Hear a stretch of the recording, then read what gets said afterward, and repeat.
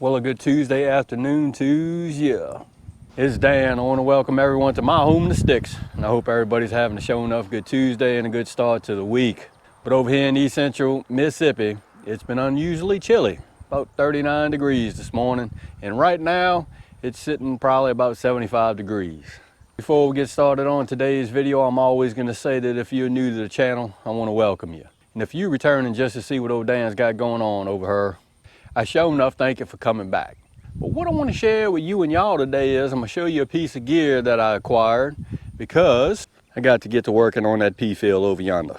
Give me a second, and that's what we finna do.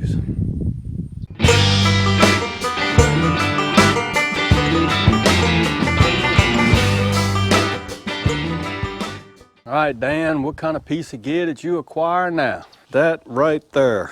And what this is a T-post puller. Pretty simple design. It's all about leverage, getting those T-posts out because T-posts are a pain in the butt to get out. But I acquired this because I have quite a few T-posts that I need to get out of this pea field. Now I know y'all remember my pea field when I first started getting it to grow earlier this season. Now it's time to take down or pull up these T-posts, roll up all of this poly wire, and actually get out here with the bush hog and cut all of this stuff down. I don't think that I'm going to plant in this area again, and I'll tell you why. Now the reason why that I'm probably not going to plant in this pasture or field again is because, for one, I want to let this soil rest and this grass in this area rest. But secondly, and more importantly, this is a lot of turning. There's a lot of sweeps that a lot of turns that I have to make. And if somebody can grow in a straight line without any turns, it's better. For one, when I run the cultivator out here, the cultivator gets more on this side than it does on this side of the row. So the grass will grow up this way and it won't grow right here. So my thinking on this, and I may go a couple of ways with this, even though I said I'm probably not going to plant this area, but I'm probably just going to, instead of doing the whole field, I'm just going to do half of it. I'm going to have straight runs. And we'll see how that works, law wills, next year. But for now, we got to get all of this poly wire rolled back up, and we need to pull these T-posts out. So that's what we're going to work on today. And I'm going to take you along with me on a little bit of farm work. So let's do that. All right, first thing we need to do is start taking this wire loose, and I'm hoping I don't have to cut any of this poly rope, but if so, I brought my Klein snips with me. Lord of mercy, need a watch. I got a watch for red ants out here. Got it undone. All right, what I have is here's my spool of poly wire. They actually make a tool that you can roll this poly wire up with, but I don't have one, so I'm just going to roll it back on this thing, and then we'll commence to doing what we do.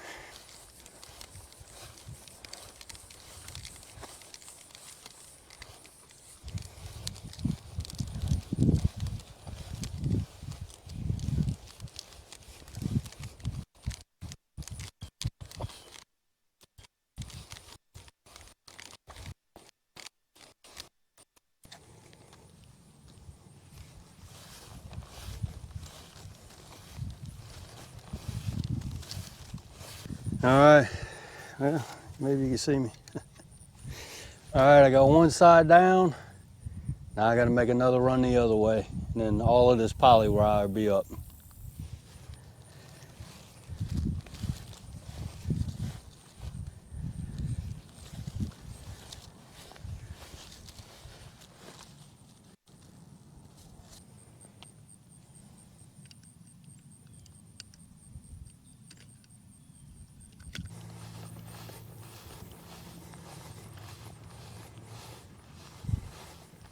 All right, let's take a look at how this T-post puller works.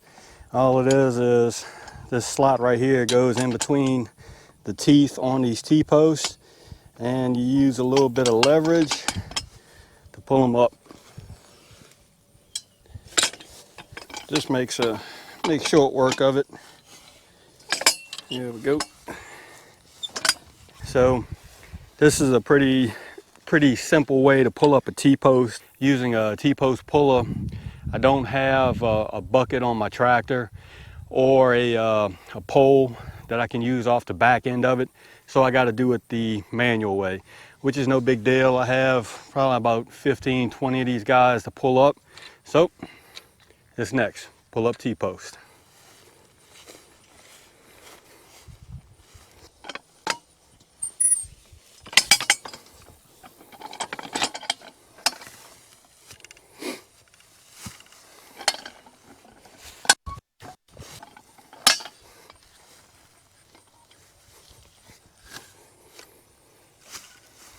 All right, brothers and sisters, a couple hours later, I am done. I got all the T-post and poly wire up. There it is over there. Got quite a few T-posts up out the ground. Again, that is not the correct way to re-spool poly wire. That's a mess right there. I'm gonna have to, I don't know, do something with that.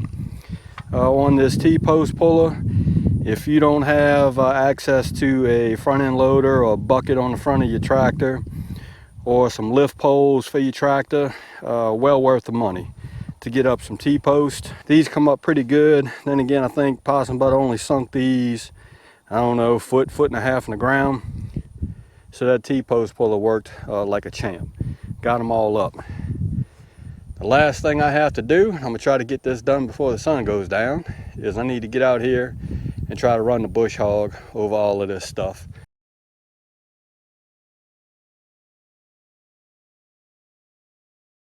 And then I may spray it, but who knows. Well, that's what I wanted to share with you and y'all today. Got a little farm work going on, took y'all along with me. This was a long time coming, just never had the time to get out here and do this. I think next year I'm gonna do this a little bit different. I said that last year that I was gonna do something different. So getting out here, do a little bit of farming, everything always changes. So I think now that I have a 25-gallon sprayer, I'm gonna make sure that I actually spray all of these T-posts and just the poly rope, the line that it makes out there in the field, all these lines and curves and turns. I'm gonna spray all of this stuff to try to keep it down next season. But we'll see how that plays out. So again, I hope everybody's having a show enough good Tuesday, and I hope everybody stays safe this week amid this crisis that we still have going on. If you like this video, go and give it a thumbs up, they help. If you haven't subscribed to the Homesteader channel, Lord mercy.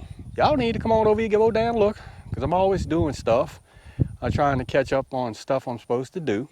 That being said, you know it's coming down reference show enough. Always gonna say it. Don't let nobody doubt your shine. And I mean nobody. You show enough, get your shine on, get your grow on, get your farm on. It's important. And Dan will see you and y'all in the next video.